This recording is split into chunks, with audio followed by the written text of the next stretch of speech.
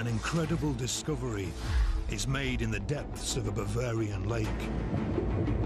Everybody who's in contact with this cauldron, he's like mesmerized, you know. You can feel its power. It would mark the beginning of an unbelievable tale of intrigue and shady deals. Somebody said, we found the Holy Grail and tried to make billions.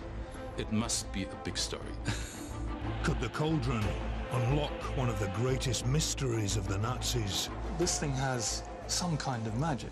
Not whether white or black, one can't really be sure. And reveal a secret obsession with the occult. The whole idea is surrounded by fantasy and mythology. To find out, we journey inside a dark fortress at the heart of the Nazi regime. We have not begun to get to the bottom of what really went on there. The Nazi Temple of Doom.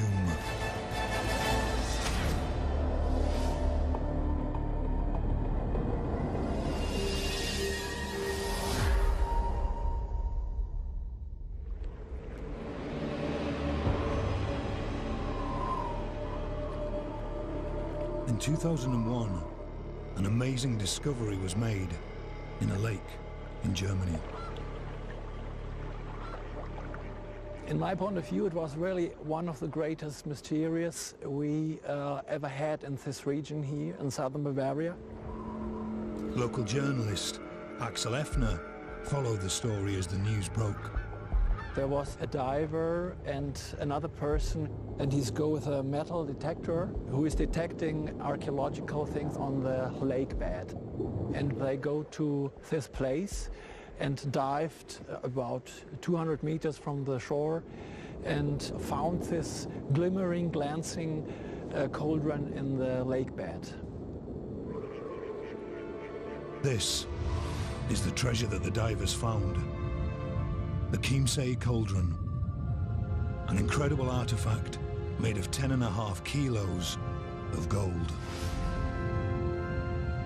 Decorated inside and out with reliefs of mysterious figures, it would later be described as the Celtic discovery of the century.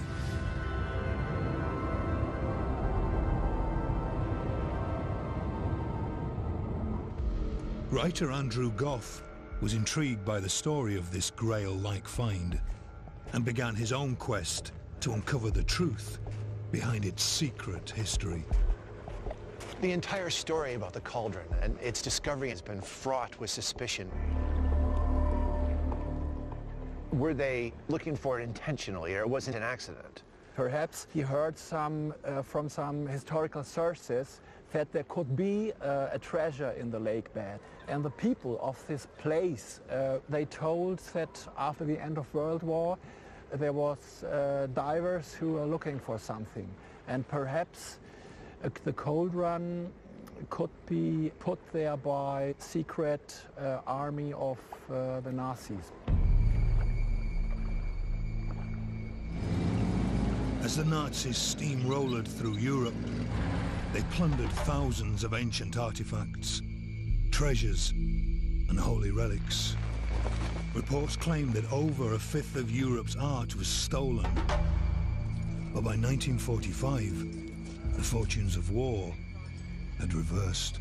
The Nazi regime's days are numbered, and it's absolute chaos. They need to store these relics for a future time, perhaps for the Fourth Reich. So this means hiding objects in caves and even depositing objects such as a cauldron in a lake.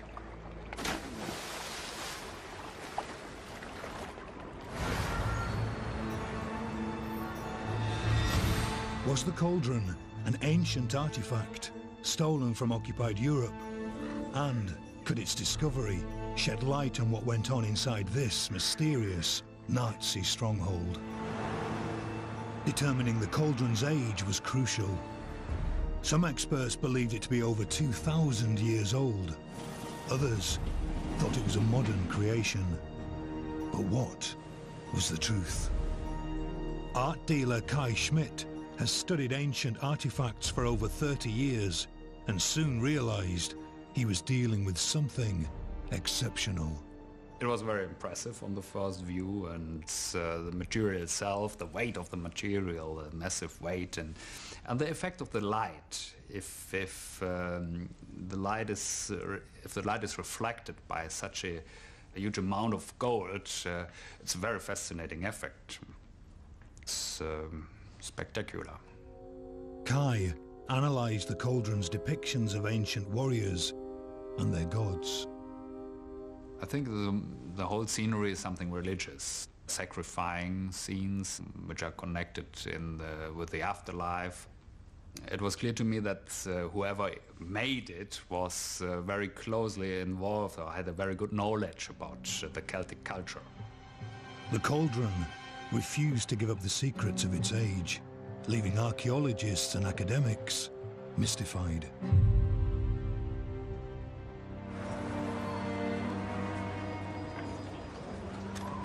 But there did seem to be one major clue that could help date this artifact. At first glance, its Celtic imagery is reminiscent of the Gunderstrup cauldron from Denmark, which is authentic, 2,000 years old, and has very similar Celtic imagery. Retrieved from a Danish bog in 1891, this priceless silver object was believed to be one of a kind. I find it immensely impressive and quite moving object to look at. Gunderstrup is the biggest and most magnificent silver vessel from the late pre-Roman Iron Age.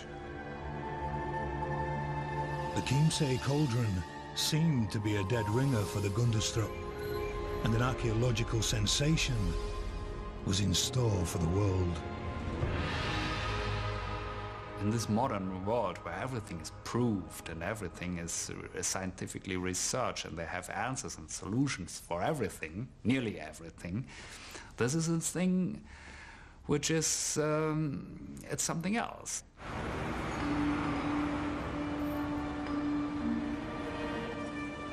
In the shady underworld of antiquities traders and their middlemen, deals were struck. Swiss entrepreneur Marcel Wunderli was banking on the cauldron's incredible age and rarity when he bought it in 2005. Wunderli is actively promoting the artifact as one of the most significant artifacts in recent years. In fact, the world has not seen a more important artifact, according to Marcel. Wunderli's team claimed the cauldron was worth $1.4 billion and sought investors.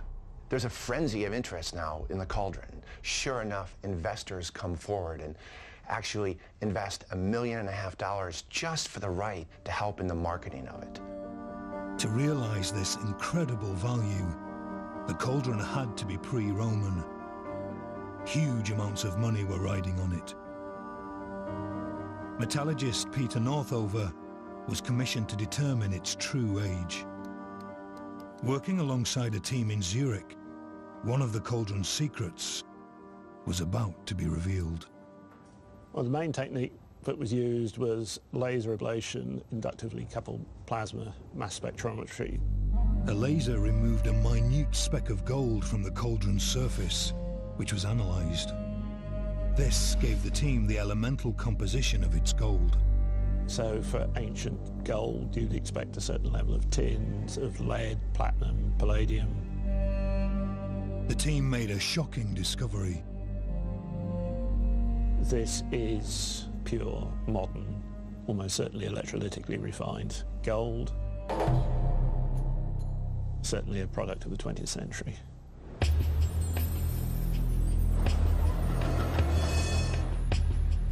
In Switzerland, Wunderli was indicted for fraud and sentenced to 3 years in prison. As a company asset, the cauldron was seized. It was placed in a high-security vault in Zurich.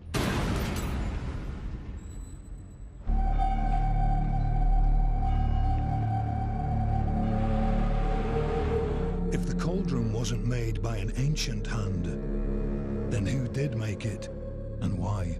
What we can surmise just by looking at it is that it would have been a culture of a people who felt proudly about their ancient Celtic origins. The cauldron had been exposed as a modern fake. But could this strange artifact become the key to solving an even bigger mystery? Had it been made by an organization that was notorious for its obsession with ancient mythology and the occult? The Nazis. This cauldron, adorned with religious imagery, could offer some insight into the Nazis and their strange beliefs. It becomes an artifact that's a byproduct of one of the most notorious and fascinating regimes in history. At the heart of this regime was a powerful inner circle that wanted to promote the idea of a glorious Germanic history. It was the personal obsession of one of the most powerful men in the Third Reich, Heinrich Himmler. As a Nazi, Heinrich Himmler was extremely effective, one of the most effective political operators in the Third Reich. He was brought up by his father on stories of Norse mythology and Teutonic myth. When he got to power as head of the SS, he then had the resources to indulge his fantasies about Aryan mythology. Himmler had his own New Age guru, a historical advisor called Karl Maria Willigut. He claimed to be a warlock and the direct descendant of a line of god kings. He was an habitué of various Nordic mythology societies. He was also an alcoholic. He was a schizophrenic who'd been effectively sectioned in the 1920s, and he claimed to be able to channel his ancestors, so quite a strange man. Using occult advisors like Willigut as inspiration, Himmler began to formulate his new ideology for the Nazis. He aimed to promote a racially pure society devoted to German greatness and its ancient past. At the vanguard of these new beliefs was one of the most evil groups in history, the Schutzstaffel, or SS. The SS saw itself as an elitist organization, so the men who really were committed to the Nazi cause. Well, Himmler's main task, from his point of view, was to develop something like a corporate identity for this organization. Himmler needed a base for his beloved SS.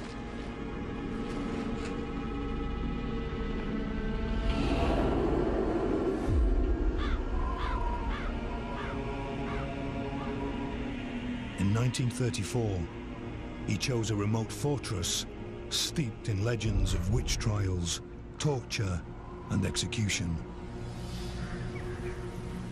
Wewelsburg Castle. It became a Nazi Temple of Doom. Its past is dark. Its modern history equally as dark, and we have not begun to get to the bottom of what really went on there. What connected a cauldron found in the bottom of a lake with Himmler's mysterious castle? In spring 2011, Swiss journalist Luc Bergen broke a story in his magazine, Mysteries.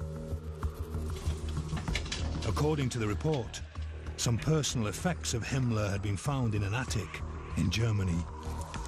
Amongst these finds, there were documents that were thought to be of Nazi origin.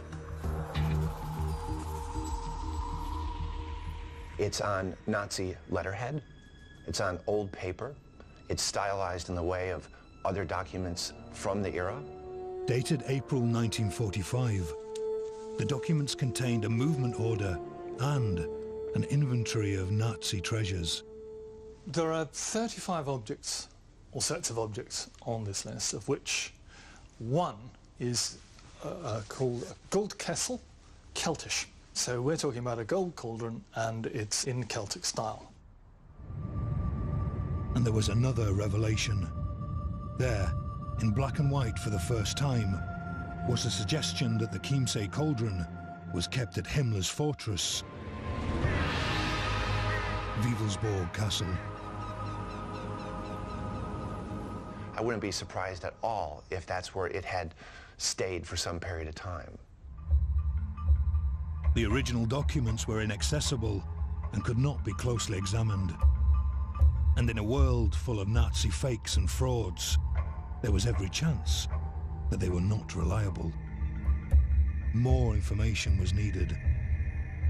The inventory also seemed to reveal the name of the man who made the cauldron, Otto Gähr, and its city of manufacture, Munich.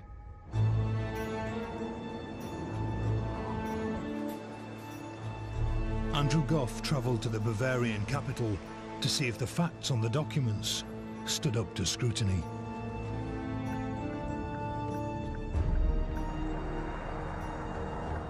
So I'm here in Munich to understand as much as I can about Otto Gähr, and in particular, could he have manufactured the cauldron? Munich's interesting because it's the birthplace of the Nazi movement and also where Himmler was born.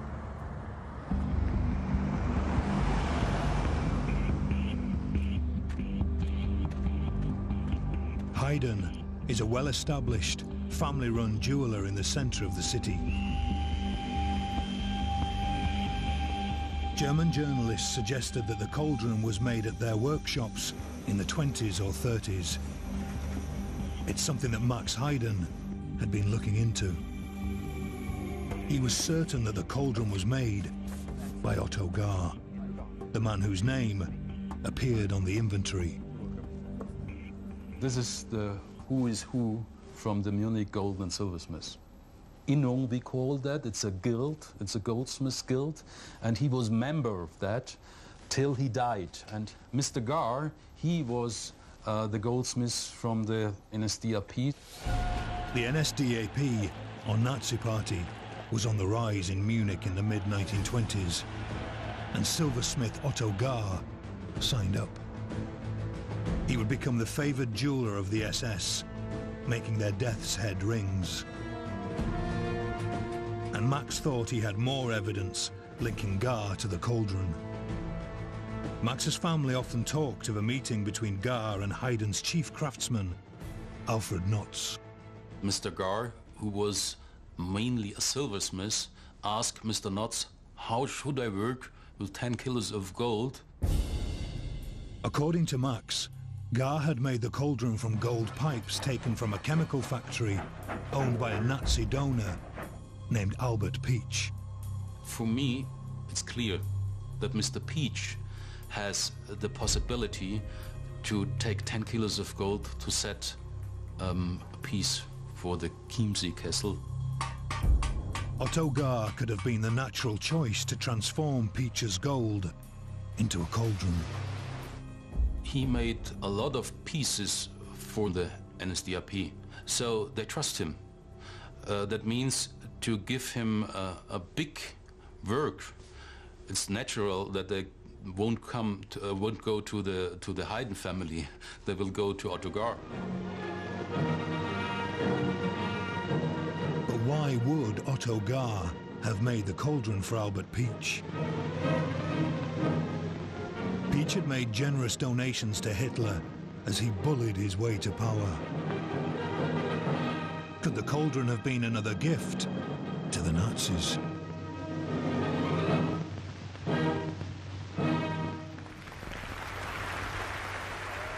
Tied up with this kind of thing is the whole notion of gift exchange. You give powerful gifts to powerful people to give yourself more power.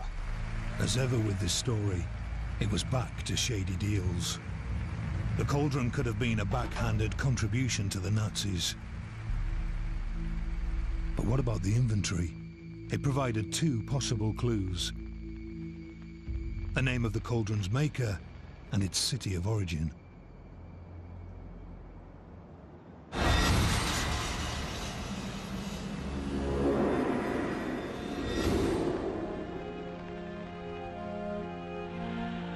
But why would the Nazi Party create a fake Celtic cauldron?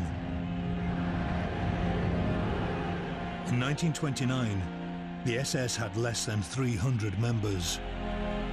By the end of 1939, they had over 200,000 true believers. Himmler needed a new religion for his rapidly growing army of Black Knights. In Himmler's worldview, he saw Christianity as something which was created by Jews in order to weaken the Germanic Aryan superior people.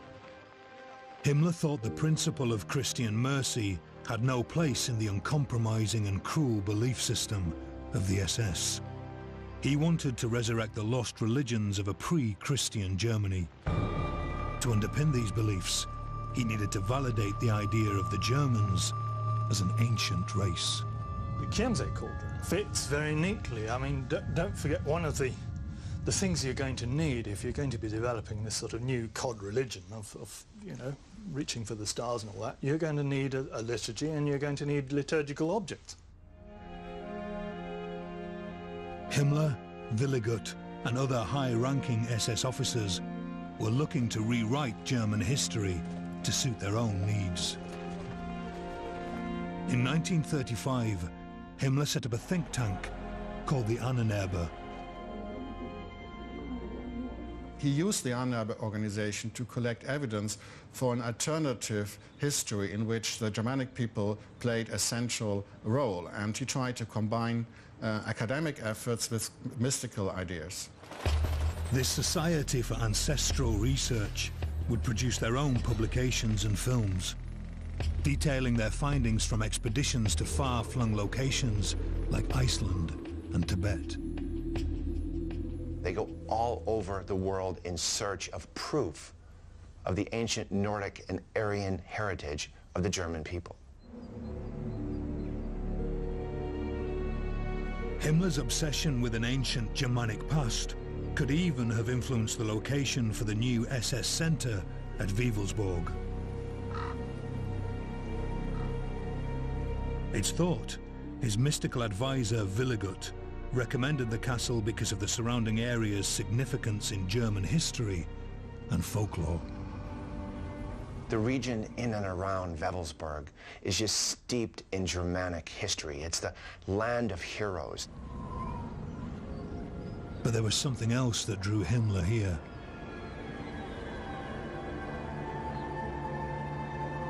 Just 30 miles from Wewelsburg is a place that would later be turned into a Nazi cult site, the Externsteiner.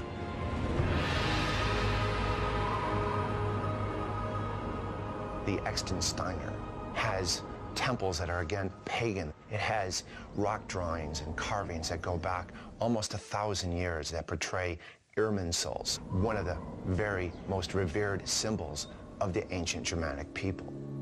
The Irminsul is the great holy tree or pillar of pagan Germany. Willigut thought that this sacred site could provide evidence that would tie Germany to more ancient and important roots. In the early 1930s, a team of archaeologists began excavations to investigate the Externsteiner's history and prehistory for proof. They didn't get the evidence. This is very interesting because they said, well, we didn't find any evidence that really this place was a Germanic holy site, so we didn't care for that, and we write what we want. At Wewelsburg, prehistorians, genealogists and scientists were drafted in to help support Himmler's vision. And according to the inventory, the cauldron also had a part to play.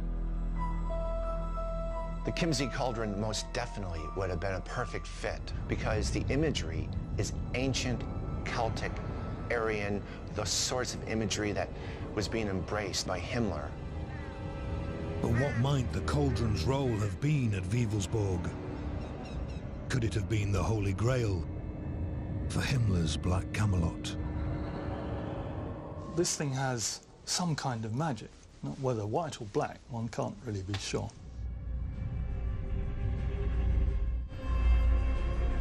To find out more, we have to travel back over 70 years, to the dark days when Wewelsburg was being rebuilt as the ideological center of the SS.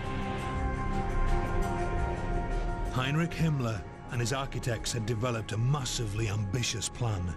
They envisaged the castle as the new center of the Nazi world. We've got up on the screen plans that Himmler had drawn up for Wewelsburg Castle, so that when the war was won, they could get on with creating a sort of Nordic Vatican. At the centre of this vast SS city was a three-quarter circle fortress with 18 towers and 60-foot walls.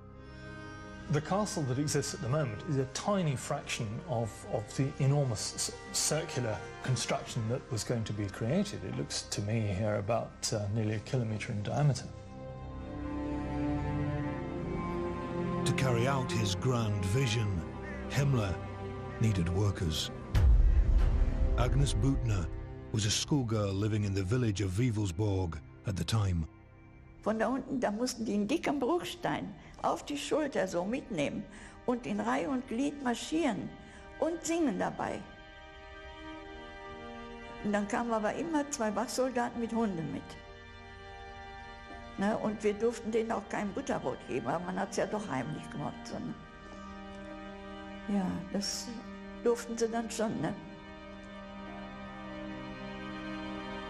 Also das vergesse ich heute nicht. A concentration camp was built to house these slave labourers. They endured a nightmare existence to bring Himmler's fantasy to life.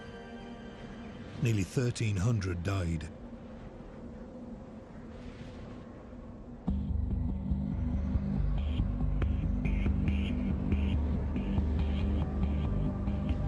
The role of Wewelsburg as an ideological school for SS officers began to change. The castle was envisaged as a site for ceremonies. SS weddings with pagan overtones and baptisms that shunned the Christian church were carried out, many with Willigut as high priest. Torchlit ceremonies celebrating the winter solstice replaced Christmas.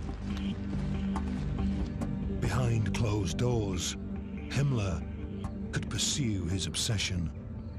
The creation of the Wewelsburg was a fulfillment of some of Himmler's eccentric personal dreams, because he could actually go back to this ideas he developed as a young person, this idea of sagas, of medieval world, of a lost Germanic world, and in a way it was his playground. Himmler furnished his SS school with relics and artifacts that celebrated Germanic heritage. Himmler used the castle as a kind of collection place for the treasure he got from the occupied regions during the war. And he had got a lot of paintings here, tapestries, carpets. It was, yeah, a kind of treasury room for him. The Reichsfuhrer wasn't the only Nazi appropriating art and antiquities.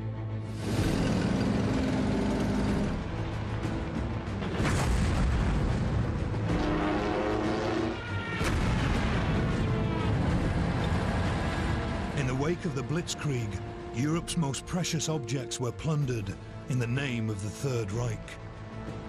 Teams of SS personnel, including members of the Ahnenerbe, followed behind the invading German armies, seizing the contents of museums and taking them back to Germany.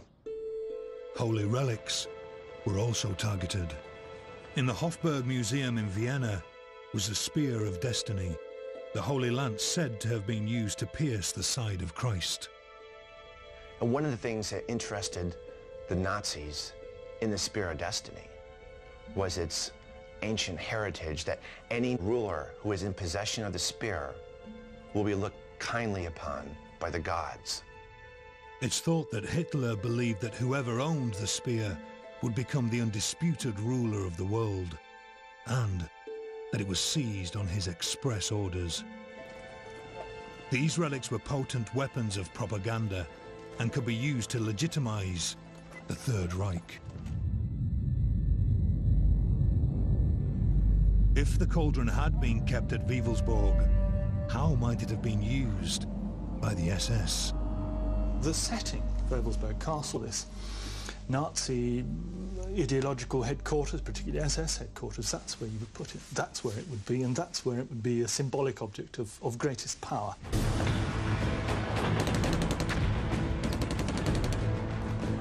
1941, the SS, Himmler's loyal knightly order, was taking over the world. Himmler was now in a position where he could turn Wewelsburg into whatever he wanted. Himmler was trying to create this idea of a sort of knightly order, a bit like the Knights Templar or the Teuton Order. He wanted the SS to have that same idea guiding them.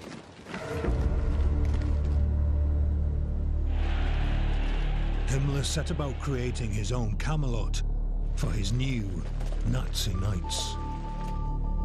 His rooms would be named after ancient chivalric heroes like King Arthur. The castle's focal point was a stone-lined chamber where the most senior SS officers were to meet. Well, this is the Supreme Leaders Hall, which is built in the former crypt of the castle. It is built in a kind of medieval architecture. You have got 12 columns here in this room. And we don't know exactly why the number 12 was chosen by Himmler, but one interpretation is that he thought of King Arthur and his 12th knight. And he wanted to use this room to meet his highest SS men. There's even some speculation that he installed an oaken round table for these meetings. But it seems Himmler's obsession with Arthurian legend didn't end with this room. He began his own quest for the Holy Grail, the cup used by Christ at the Last Supper, said to possess miraculous powers. Himmler was obsessed about the Grail because he believed it would just validate the ancient Germanic origins of his people. He enlisted Otto Rahn, an Indiana Jones-style archaeologist, into the SS. Rahn would scour the Pyrenees for the Holy Chalice, but returned to Himmler empty-handed. Could the pagan-style Chiemsee cauldron have been a substitute Grail? You don't make an object like that without having some sort of public purpose for it. It's a symbol of power. You're not going to keep it on the sideboard at home. It's going to be part of a display. I think it became a central part of some kind of series of semi-public or secret, but certainly mass rituals of one kind or another. Himmler clearly wanted to immortalize his place in history. He decided to build a crypt at his Camelot. Some claim that this is where Himmler and his most faithful 12 knights would be interred. This is the land of the dead. Well, this is the crypt. Above you have got the swastika symbol. So it was a very important room for the SS. And it should have been used for honoring death as SS men. Well, we think that there you can see in the middle of the floor 2 gas pipes. It's thought that these pipes would fuel an eternal flame, and that the death's head rings of fallen SS men, designed by Otto Gar, would be enshrined here. If the work had been completed, the crypt might have become a site for remembrance. We can have only speculations about what should have happened here. Historian Peter Longerich has written extensively about Himmler and what went on at Wewelsburg. He knows separating fact from fiction is no easy task. I think the idea is popular that behind the history of the SS there is a secret history, that they had their secret cults, their rituals, a secret code, and one can actually decipher this culture and actually find access to an alternative, a new history of the SS. After the war, the full extent of the SS obsession with the occult came to light. Rumors of satanic rituals and even human sacrifice at Wewelsburg ran rife. But historians continue to reject these claims. The occult theories that the Nazis indulged themselves with can seem silly and almost sort of laughable. The reality is that they were being used to underpin the policies that led to the extermination of the Jews and which led to the persecution of gypsies and Slavs and you know, the disabled and so on within Germany. So they are deadly serious.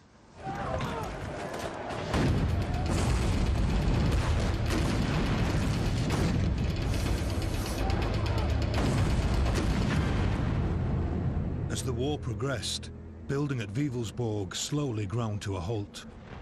By March 1945, the Nazis and their warped world view were on the brink of defeat. Wewelsburg was under threat. Himmler wanted to ensure that whatever went on at the castle, or was kept here, was going to remain secret. The castle's treasure was on the move. Anything that hadn't been removed in the days and weeks before and taken almost certainly south would have been looted, I think, the moment the Germans withdrew from the castle. So it's quite possible that, an item like the cauldron will have started to make a journey somewhere. It's very portable and it's worth a lot of money. It was time to ensure that Himmler's sacred citadel would not fall into enemy hands. Himmler gave the order to blow up the castle. So one of his officers, Heinz Macher, had to come here and take some dynamite and put it into the castle. With the castle cleared, the order was given.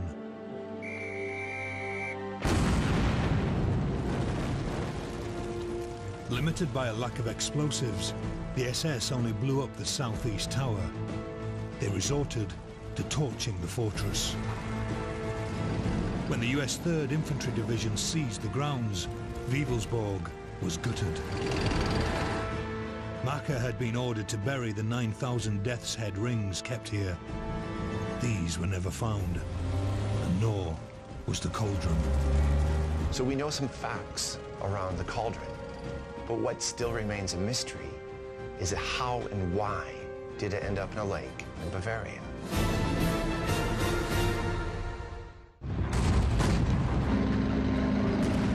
April 1945.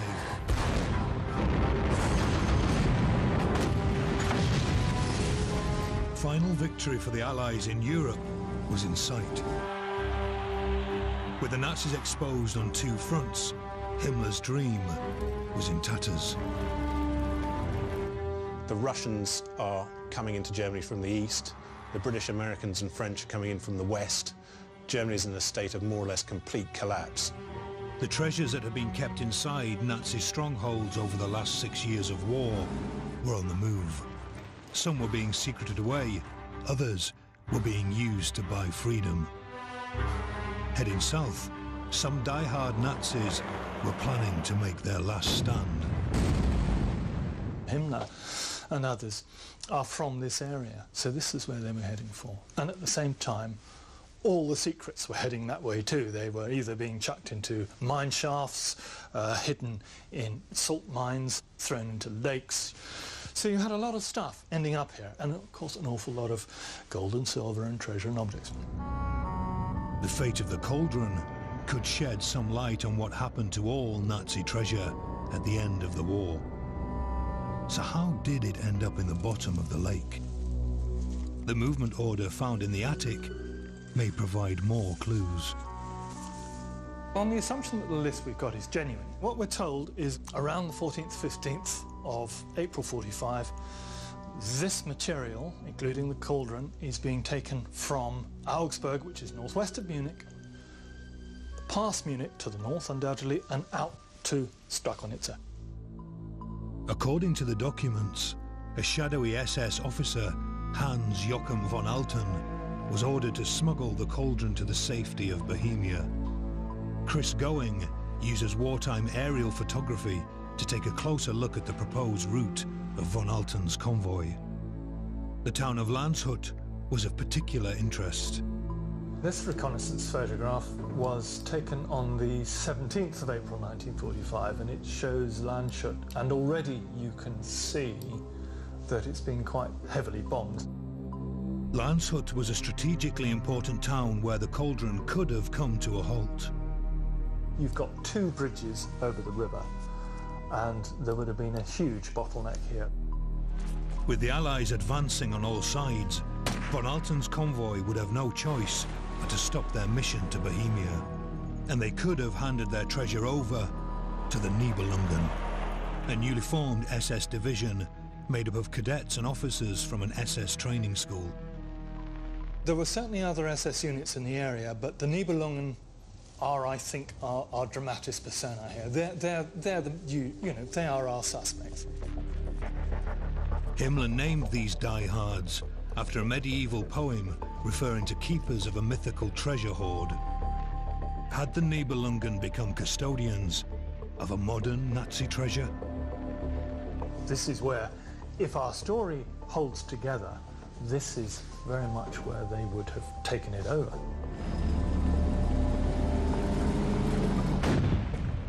As the Allies advanced, the Nibelungen would have joined the enormous retreat south towards the Alps, where many hoped to make their last stand. On the 2nd of May 1945, the shattered remnants of this division were close to the shores of the lake where the cauldron was found nearly 60 years later. Had they thrown it into the dark waters, denying their enemies possession of their sacred grail? And don't forget, within the Nibelungen division were true believers. And I think they would have had stewardship of this object, and some of them would have decided to put it beyond human reach. They weren't interested in the value of the object, they were interested in its symbolic purpose, and that's why it ended up in the lake. The Nazis had finally been defeated, along with the ideas of Germanic supremacy that Himmler had preached at his Temple of Doom.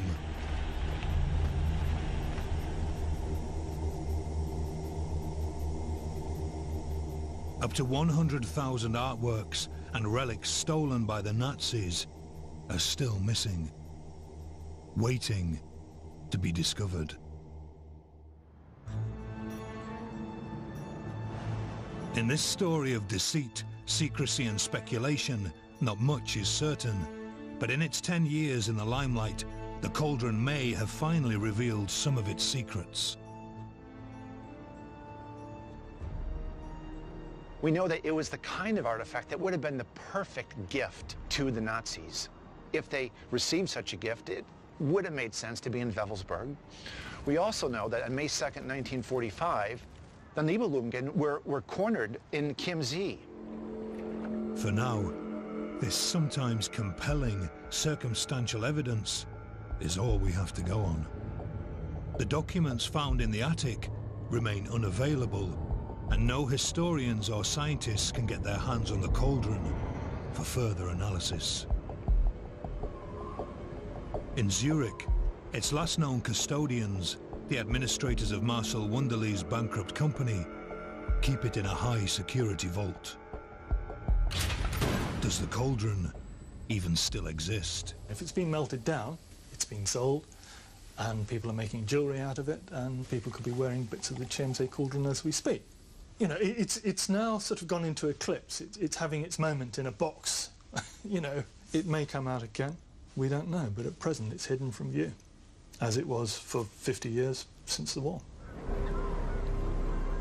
Maybe the cauldron will emerge into the light again to offer definitive answers to this enduring enigma. It may remain a mystery forever, who knows? And that's fascinating. There are not many things like that in